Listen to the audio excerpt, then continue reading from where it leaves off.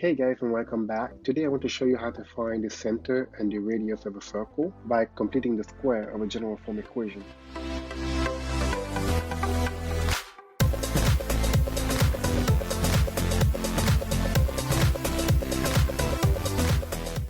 Hey guys, and welcome back. This is Franck, and if you have not done so yet, go ahead and subscribe to my channel to get more content like this. Today I want to show you guys how to find the radius and the center of a circle given the general equation for the circle. And to do that, we're going to have to complete the square. And so you already know from my previous note that the standard form for the equation of a circle is given as x minus h squared plus y minus k squared equals to r squared, where the point of coordinate hk is the center and r here represents the radius.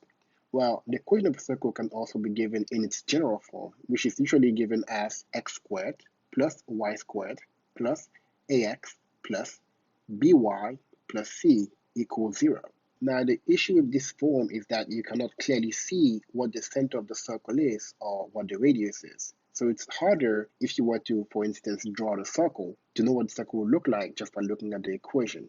So in this note, I want to show you how to go from the general form of the equation to the standard form where you can read out the center and the radius easily. So the first example that I have here is going to be x squared plus y squared plus 6x plus 2y plus 6 equal to 0. So when you have something like this, the first thing you need to do is group the x's together and the y together, because you're going to have to complete this squared in order to write your equation in standard form. So I'm going to have here x squared plus 6x, and then I'm going to have y squared plus 2y, and on the other side, I'm just going to send the 6 over as negative 6. Next, I have to compute the square for the variable x and for the variable y. Now, if you need a refresher on how to compute the square, check out my note 14, where I talk about that in detail. So to do that here, I'm going to look at the non-squared term of the variable, so the 6x. I'm going to take 6 here, divided by 2, and then square it. So if I do that here, I'm going to get x squared plus 6x plus 9, because 9 is 6 divided by 2, 3, squared 9. And for y, I'm going to do the same thing. I'm looking at 2y here. So I'm going to have y squared plus 2y plus 2 divided by 2 is 1, square that is still 1. That will equal to negative 6, and then whatever you added on the other side, you would add on this side as well, because whatever you do on one side, you do on the other. That's the rule of equations. And so you're going to have here as well, plus 9 and plus 1.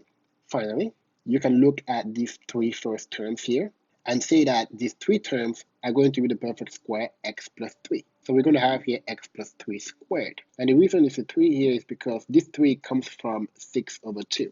For the y here, since 2 divided by 2 is 1, I'm going to have y plus 1 all the way squared. And on the other side, negative 6 plus 9 plus 1 is going to give me 4. So from here, I can read out exactly what my center and my radius are.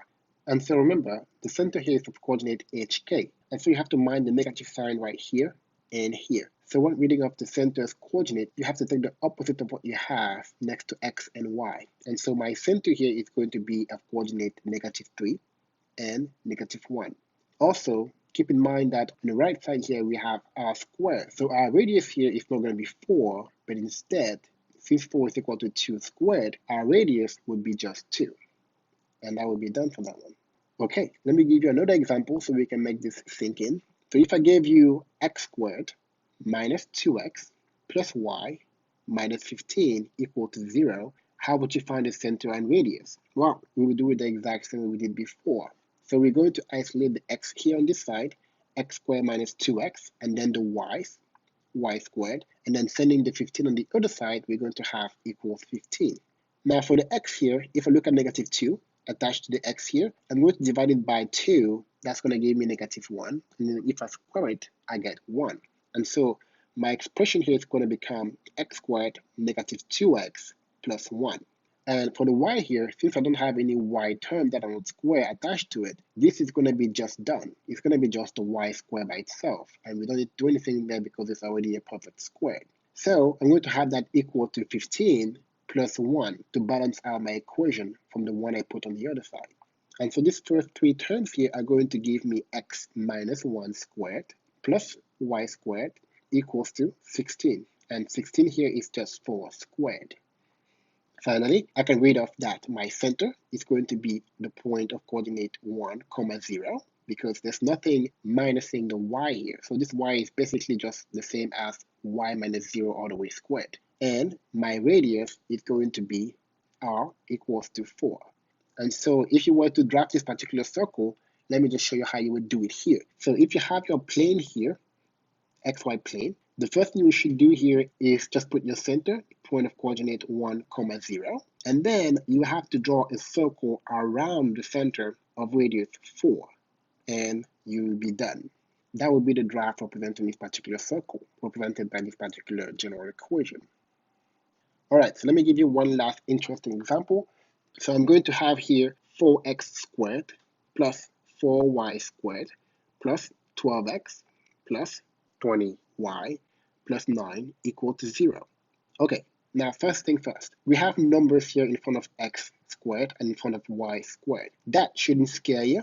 The only thing you should be making sure of is that those numbers in front of x squared and y squared are the exact same. If those numbers are the exact same and they have the same sign, then there's no worry. This is actually representing a circle. On the other hand, if the numbers are different, this could be an ellipse. And if the signs are different, this equation could be representing a hyperbola. But lucky for us, these numbers are the same and have the same sign. And so when that happens, the first thing we have to do here is divide the whole equation by that number. So we're going to divide this whole equation by 4, or multiply by 1 over 4. That's the same thing. And so that's going to give me x squared plus y squared plus 3x plus 5y plus 9 over 4 equals to 0. Then I'm just going to go and do the exact same thing I did before. I'm going to put the x on one side here, x squared plus 3x. Then I'm going to put the y on one side here, y squared plus 5y. And that's going to be equal to, sending 9 over 4 on the other side, it's going to be negative 9 over 4. Finally, I can go ahead and complete the square for both x and y. And so the missing number here for x is going to be 3 over 2 squared, which is going to be 9/4. So I'm going to have here x squared plus 3x plus 9/4. And the missing number for the y here is going to be 5 over 2 squared. So that's going to be 25 over 4.